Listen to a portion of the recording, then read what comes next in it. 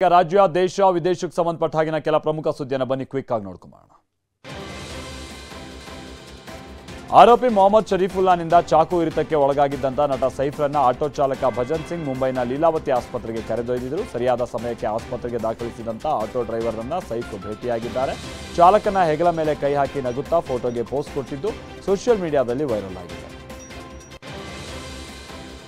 ಸೈಫ್ ಅಲಿ ಖಾನ್ ಅವರ ಪಟೋಡಿ ಮನೆತನದ 15,000 ಕೋಟಿ ರೂಪಾಯಿ ಮೌಲ್ಯದ ಆಸ್ತಿ ಕಳೆದುಕೊಳ್ಳುವ ಸಾಧ್ಯತೆ ಇದೆ. 2015ರಲ್ಲಿ ಭೋಪಾಲ್ನ ಪಟೋಡಿ ಕುಟುಂಬದ ಆಸ್ತಿ ಸರ್ಕಾರಕ್ಕೆ ಸೇರಿದ್ದು ಅಂತ ಮಧ್ಯಪ್ರದೇಶ ಸರ್ಕಾರ ಹೇಳಿತ್ತು.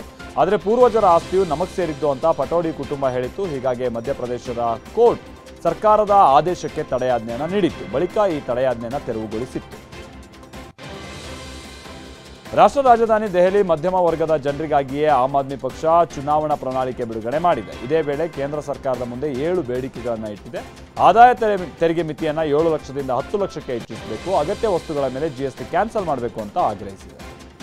ಹಾಗೆಯೇ ಅಯೋಧ್ಯೆಯ ರಾಮ ಮಂದಿರದಲ್ಲಿ ಬಾಲರಾಮನ ಪ್ರಾಣ ಪ್ರತಿಷ್ಠಾಪನೆಯಾಗಿ ಇಂದಿಗೆ 1 ವರ್ಷ ಸಂದಿದೆ. ಈ ಹಿನ್ನೆಲೆಯಲ್ಲಿ ಇವತ್ತು ಅಯೋಧ್ಯೆಯಲ್ಲಿ ಸಂಭ್ರಮ ಮನೆ ಮಾಡಿದೆ. ಸಾವಿರಾರು ಭಕ್ತರು ಬೆಳಗ್ಗೆಯಿಂದಲೇ ರಾಮ ಮಂದಿರಕ್ಕೆ ಭೇಟಿ ನೀಡಿದ್ದು ರಾಮಲಲ್ಲಾನ ದರ್ಶನ ಪಡಿತಾ ಇದ್ದಾರೆ. ಉತ್ತರ ಪ್ರದೇಶದ ಪ್ರಯಾಗ್ರಾಜ್ನಲ್ಲಿ ನಡೀತಾ ಇರುವಂತಹ ಮಹಾಕುಂಭ ಮೇಳದಲ್ಲಿ UP CM Yogi Adityanath cabinet ಸಭೆಯನ್ನು ನಡೆಸಿದ್ದಾರೆ. ಬಳಿಕ ಸಚಿವರೊಂದಿಗೆ ದೋಣಿ ಮುಖೇನವಾಗಿ ತ್ರಿವೇಣಿ ಸಂಗಮಕ್ಕೆ ತೆರಳಿ ಪವಿತ್ರ ಸ್ನಾನವನ್ನು ಮಾಡಿದ್ದಾರೆ. ಅಲ್ಲದೆ ಕ್ಯಾಬಿನೆಟ್ನಲ್ಲಿ ಹಲವಾರು ಮಹತ್ವದ ಪ್ರಸ್ತಾವನೆಗಳು ಮತ್ತು ಯೋಜನೆಗಳಿಗೆ ಅನುಮೋದನೆಯನ್ನು ನೀಡಿದ್ದಾರೆ.